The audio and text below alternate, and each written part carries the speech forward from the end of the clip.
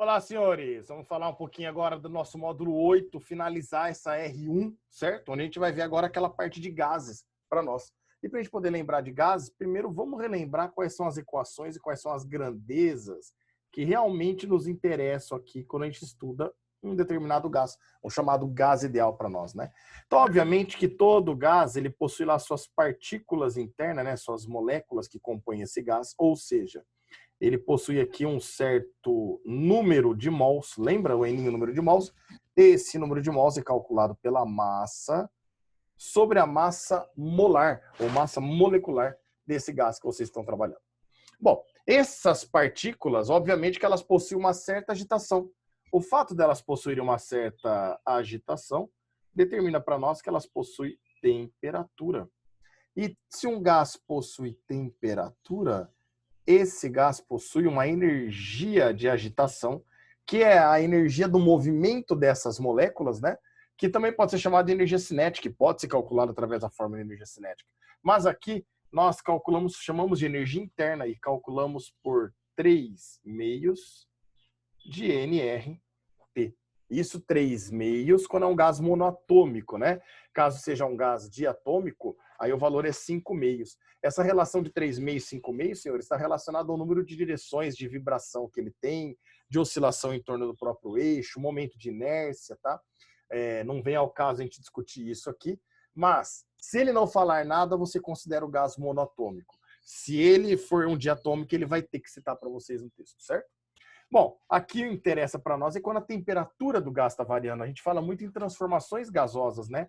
Então a gente pode falar também na variação da energia interna, que se for de um gás monotômico, vai ser 3 meios de NR delta T. Caso seja de um gás diatômico, aí seria 5 meios de NR delta T. Variou a temperatura, varia a energia interna do gás. Bom, esse gás, ele, obviamente, ele pressiona com essa agitação a parede do recipiente. Então, nós temos uma grandeza pressão. E essa pressão, junto com o volume que o gás ocupa, o número de mols e a temperatura, forma para nós uma equação que nós chamamos de equação de Clapeyron, também chamada de passa-vara no rabo teu. Certo ou não? É o famoso PV igual a NRT. Alguns também gostam de chamar de puta véia não rejeita tarado, né? Meninos, aqui nós temos pressão, volume, número de mols, R é a nossa constante universal dos gases. Eu não vou colocar aqui, não. Eu vou colocar depois, eu coloco o valor para ela. E esse R, essa constante universal dos gases, ele tem alguns valores que daqui a pouco eu represento ele para vocês. A última coisa que faltou a gente falar aqui é que, obviamente, que esse gás ele ocupa um volume. Ele está ocupando o volume do recipiente. E quando a gente fala em volume, nós estamos falando em trabalho de um gás, né? Então, não com volume, mas quando a gente tem variação de volume, a gente vai poder falar que um gás realiza trabalho. Ou seja, aqui o trabalho para a gente poder calcular é a pressão vezes a variação do volume. Óbvio que a equação a gente usa quando a pressão do gás ela permanece constante. Peão, e se a pressão estiver variando? Se a pressão estiver variando aqui, senhores, você vai ter que ter um gráfico de pressão por volume, para mostrar que o volume está variando, né? E aí, a variação que o gráfico apresentar para você, indo, por exemplo, de um ponto A, onde ele tem uma certa pressão e um certo volume, até um ponto B, onde ele tem uma nova pressão, olha a pressão variando, e também um novo volume, a área desse gráfico fornece para vocês um valor numericamente igual ao trabalho. Então, aqui, ó, a gente fala que o trabalho é numericamente igual à área do gráfico para nós. Beleza, meninos? Então, dentro de gases, essas são as grandezas que podem aparecer para nós, né? Eu posso ter o número de mols, eu posso ter temperatura, eu posso ter pressão e eu posso ter volume. E cada uma delas está relacionada a uma formulinha para nós, certo? Peão, e quando tem um ciclo mesmo, como é que funciona? Vamos relembrar aqui, ó. O ciclo é quando o seu gás ele sai de uma certa situação, o gráfico também é pressão por volume, é quando esse seu gás ele sai de uma certa posição, por exemplo, esse daqui, ó, sofre algumas transformações e, ao final da transformação, ele retorna ao seu estado inicial. Olha que interessante. Perceba que ele saiu de uma certa pressão e volume, aí ele conseguiu aumentar a pressão e também o volume. No próximo ponto só teve aumento de volume. Nesse ponto agora ele tem diminuição da pressão e aí ele retorna para o mesmo ponto que ele iniciou. Então aqui, meninos, obviamente também dá para a gente calcular o trabalho realizado pelo gás e pela área do gráfico. Só que aqui tem uma dica. Vocês vão poder calcular a área do gráfico apenas pegando o ciclo, a área interna. Só do ciclo. Não preciso ir até o eixo X, não. Aqui, vocês vão ter que o ciclo... Então, vou colocar aqui, ó, a área do ciclo fornece um valor numericamente igual ao trabalho. Você só não pode esquecer de duas coisas. Primeiro, que se o ciclo girar no sentido horário, esse trabalho vai ser positivo. Se ele girar no sentido anti-horário, aí é regra, o trabalho é negativo, porque ele vai mais diminuir o volume do que aumentar em todo o seu ciclo. No nosso caso aqui, ó, percebo que o ciclo eu coloquei girando no sentido horário, então com certeza esse trabalho ele é positivo para nós. A outra regra que vocês não podem esquecer é que a área fornece o trabalho realizado em um ciclo. Se você tiver 5 ciclos ali, você vai ter que multiplicar por 5. 20 ciclos, multiplicar por 20 e assim por diante, tá? E por último aqui, meninos, lembrar que a constante universal dos gases, ela tem aqueles valores 8,31 joules por mol Kelvin ou 0,082 atmosfera litro por mol Kelvin. Esses valores normalmente são dados para vocês, não é obrigatório estar decorando, porém, como eu disse, podem ser dados, né? Não significa que vai, mas normalmente eles representam, dão esses valores para vocês. Essa é a constante universal dos gases. Obviamente que mudando as unidades aí, nós podemos ter outras unidades aí que podem ser aplicadas, mas no geral, esses são os dois valores que a gente precisa trabalhar aqui. Fechou para gases, meninos? Agora lembrar, nós podemos ter transformações gasosas, né? Pegar um gás e determinar algumas variações em pressão, em volume, em temperatura ou nas 3 grandezas até.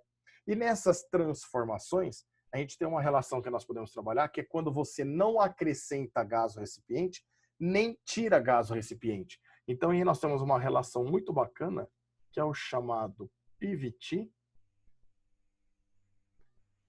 e Povotó. Certo ou não? E vocês vão lembrar que a gente viu na teoria, não é muito complicado chegar nela, né? Você isola de um lado que é constante e do outro que é variável, e aí você percebe que PVT vai ser igual tanto no início como no fim. Isso é sempre válido, desde que vocês não tenham um acréscimo de gás, ou seja, onde você aumenta o número de mols, ou uma redução de gás, né? Tirada de gás do seu recipiente, onde você diminui o número de mols. Dentro das transformações gasosas, nós temos alguns gráficos, né? Pressão por temperatura, volume por temperatura e pressão por volume. O mais importante para vocês aqui, senhores, é lembrar do gráfico pressão por volume. Toda vez que tiver uma transformação isocórica, isométrica ou isovolumétrica, é aquela transformação onde o volume permanece constante. Olha lá, ó. Qualquer ponto que você pegar aqui, vai aumentando a pressão, o volume continua o mesmo. Isso é uma transformação isocórica, isométrica ou isovolumétrica. Quando você tem uma transformação isobárica, é quando a pressão fica constante para qualquer valor de volume, ó, você vai aumentando o volume e a pressão tem sempre o mesmo valor. E essa é a transformação isobárica. Mas a mais importante que a gente tem que tomar cuidado, não pode esquecer, é a transformação isotérmica. A isotérmica, pressão por volume, ó, acaba sendo uma hipérbole para nós. O que é uma hipérbole? É uma curva que não encosta nem no eixo Y de pressão, nem no eixo X de volume. Então, eu posso ter mais isotermos aí? Com certeza, ó. Você pode ter a isoterma azul, a isoterma verde. O que essas isotermas representam?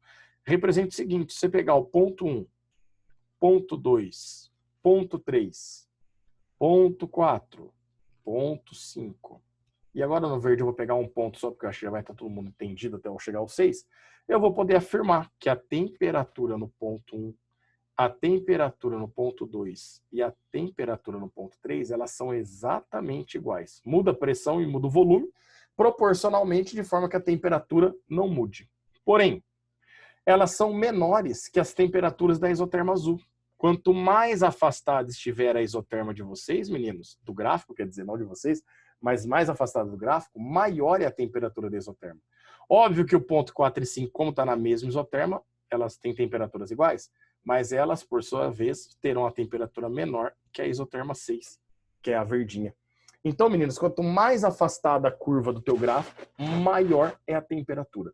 Mas dentro de uma mesma curva, nós vamos poder chamar de isotermas, tá? Os outros gráficos eu não coloco porque vocês vão lembrar. Quando é pressão por temperatura ou volume por temperatura, se é isobárica ou isocórica, o gráfico é uma reta crescente passando pelo zero dos eixos, né? Então, isso não tem muito segredo para a gente trabalhar aí. Beleza, meninos? E aí, falta a gente falar da primeira lei da termodinâmica. A primeira lei da termodinâmica fala para nós o seguinte, que todo calor fornecido para um gás, ele pode realizar trabalho e ele também pode variar a energia interna desse gás. Isso é o que fala a primeira lei da termodinâmica. Obviamente que nós podemos ter uma transformação chamada transformação adiabática. Lembra? A transformação adiabática é quando a quantidade de calor trocado vale zero.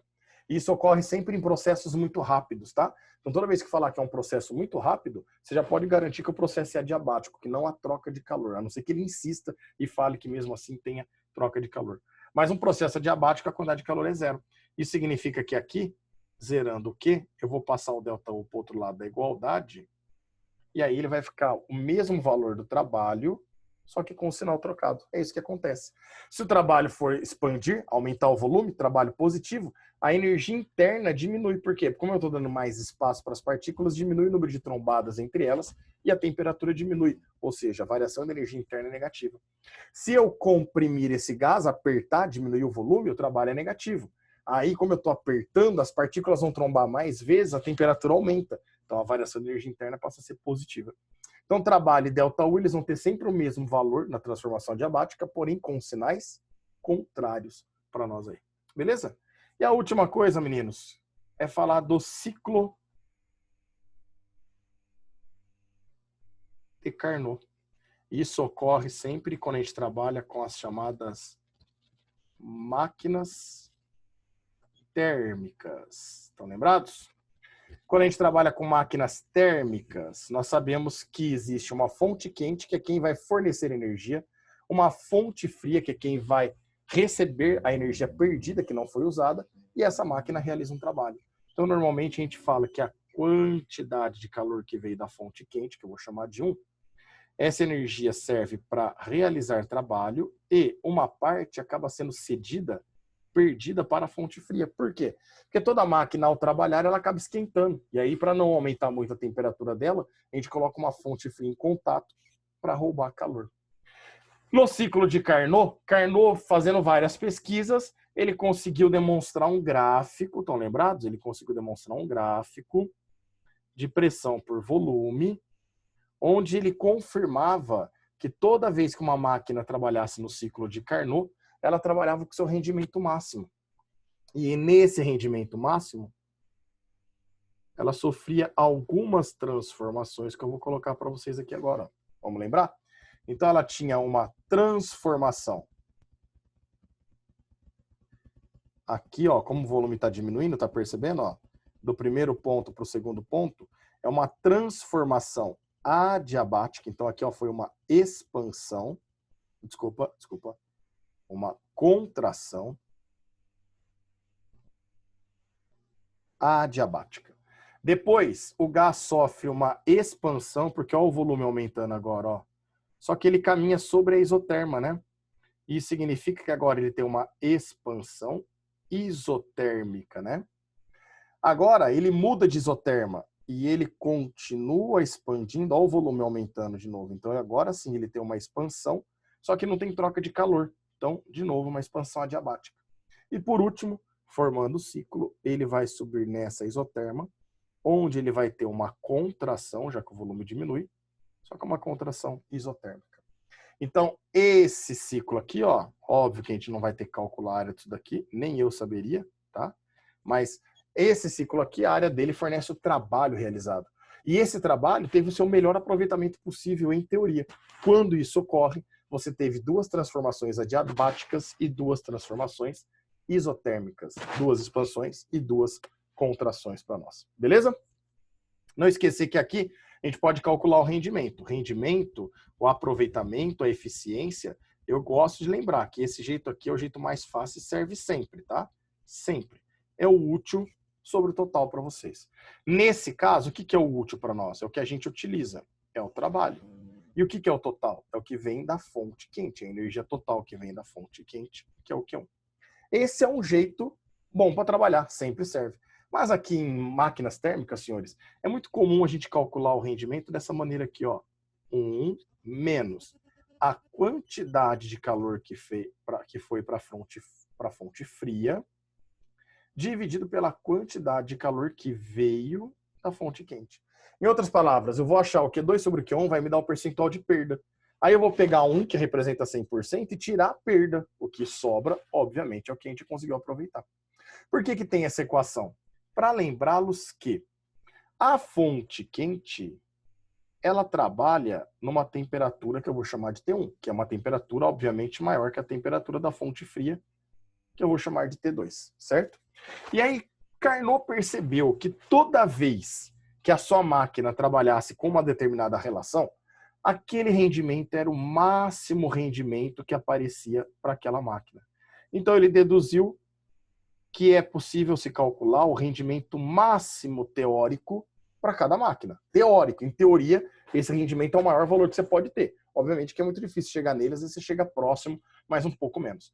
Para calcular o rendimento máximo teórico, ele percebeu que a razão entre a quantidade de calor da fonte fria sobre a quantidade de calor da fonte quente era igual à razão entre a temperatura da fonte fria dividido pela temperatura da fonte quente. Só que essa razão, ele percebeu que ela sempre ocorria quando a máquina trabalhava no seu rendimento máximo teórico. Então, se vocês querem calcular o rendimento máximo teórico, é só calcular dessa forma, em função da temperatura da fonte fria e da fonte quente. Beleza, meninos? Acho que deu para dar uma recapitulada em todo o assunto, que já estava fresco na memorinha de vocês aí, né? Então, vamos embora para os exercícios. Até daqui a pouco.